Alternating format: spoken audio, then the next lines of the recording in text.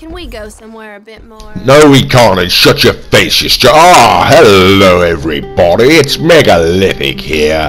Now, before we begin this video, allow me to apologize for the quality of the sound on this particular video. You know, I'm using a temporary microphone setup.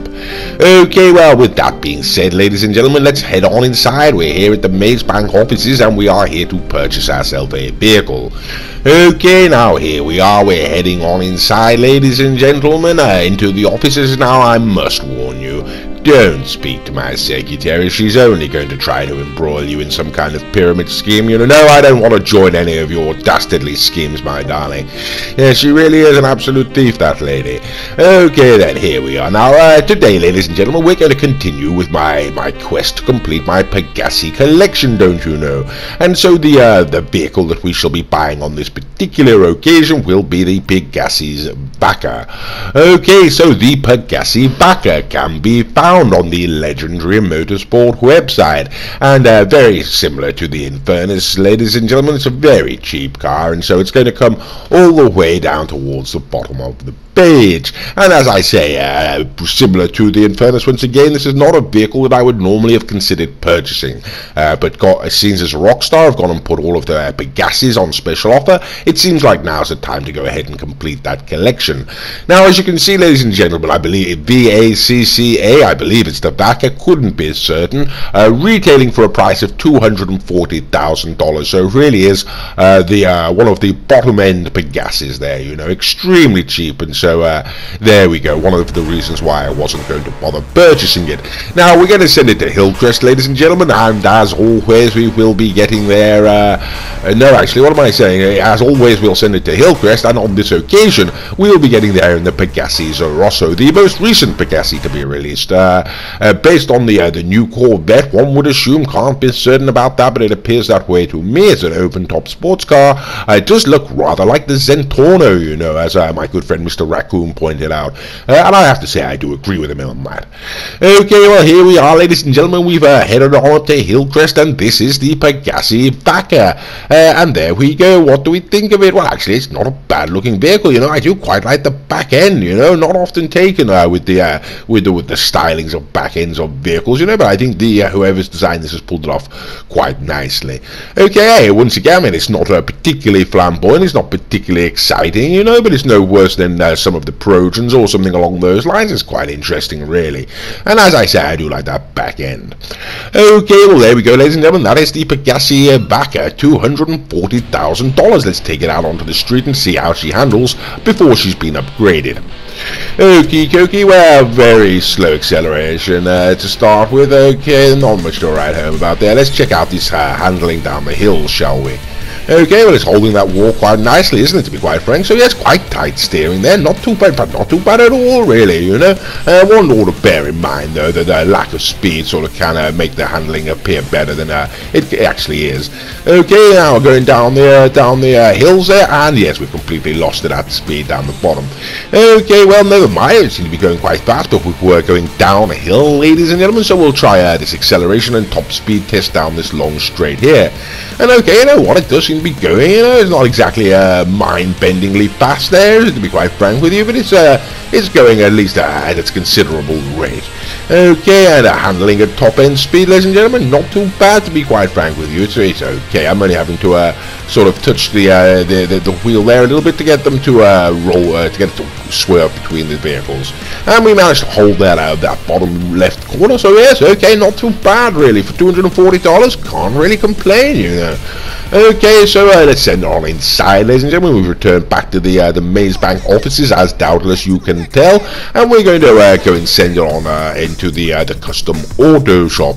Now, as always, ladies and gentlemen, we will be going through this section of the video at double speed, just to hurry things along somewhat, you know, and we'll be going through some of the more aesthetic stylings to begin with, in terms of sort of a performance, engine tuning upgrades, and turbo and that sort of business, before we move on to the more aesthetic stylings that can be affected to this vehicle.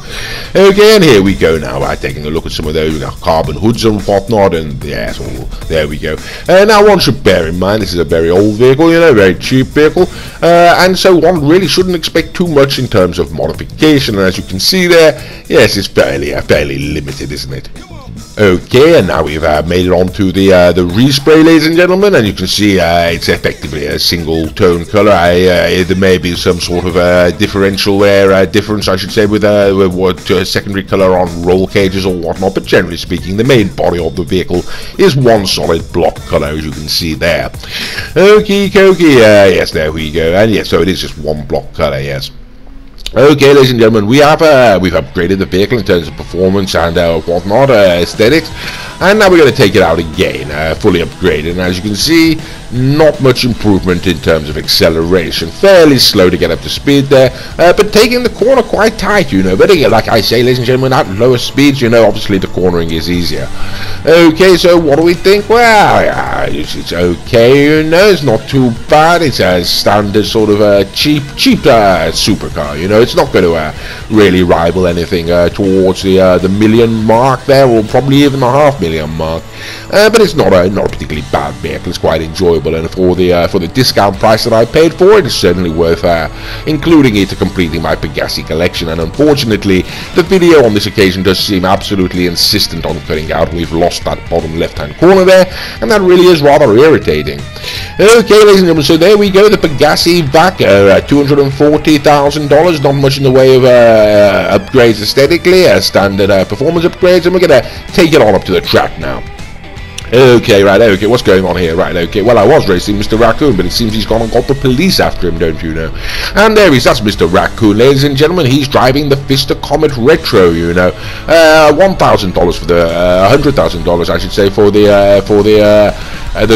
Fister, ladies and gentlemen, the Fister Comet. When it's one upgrades, it goes up to about $750,000, so it is significantly more expensive, but it is a retro old-fashioned sports car, or whatever. I don't know, sports car or supercar, I'd imagine it's sports car, and even weaving about all over the road, ladies and gentlemen. He was simply teasing me.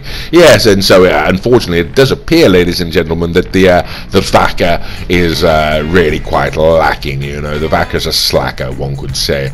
Yeah, so that's rather unfortunate, ladies and gentlemen. Okay, so we're going to go, we're going to try and put it up against, I think this is the Invetero Coquette. I could be entirely wrong, effectively speaking, some sort of Corvette looking car. I couldn't be entirely certain. I should point out, of course, that's Mr. Raccoon driving that vehicle, as in fact he is driving all of the other vehicles. His name's the Bromby. He has a channel of his own. If you type the Bromby into YouTube, you should be able to find it, and there we go, you can see his name on the screen there. Yes, if you go and type that into YouTube, you should be able to find his channel. He's got some rather interesting videos on there, so why don't you go and check those out. So yes, like I say, I do believe this is the Invetero Coquette. I could be wrong on that, you know. Either way, it's gone on beating the Vacca. Okay, so that's it, ladies and gentlemen. Let's be perfectly frank about this thing. This car is not in any way competitive whatsoever. It can't beat low-end cars. It's a low-end car itself, so it underperforms in its own class, one could say. It's certainly not going to compete with mid-range cars such as the Pegassi Zentorno, as we're seeing right here, ladies and gentlemen. One of its big sister, one could consider it, you know. The Pegassi Zentorno, $725,000, $240 for the Vacca, and yes, the Zentorno has absolutely destroyed it. Okay, so it's not going to beat mid-range cars, it's not going to beat top-end cars, ladies and gentlemen. Now, this is the Grotti Italy GTO, or the Final Masquerade, as Mr. Raccoon has taken to calling it.